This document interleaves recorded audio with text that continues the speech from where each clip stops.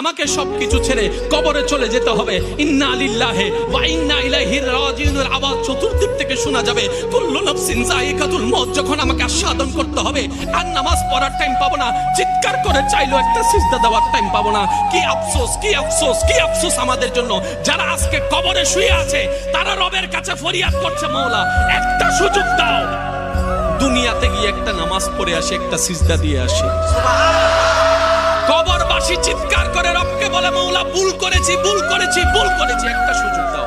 আবার দুনিয়ায় যাব, মাওলা হাজার ব্যবসা থাকুক আমি নামাজ ছাড়বো না, হাজার চাকরি থাকুক আমি নামাজ ছাড়বো না, মাওলা একটা সুযোগ দাও, একটা সুযোগ দাও, একটা সুযোগ দাও।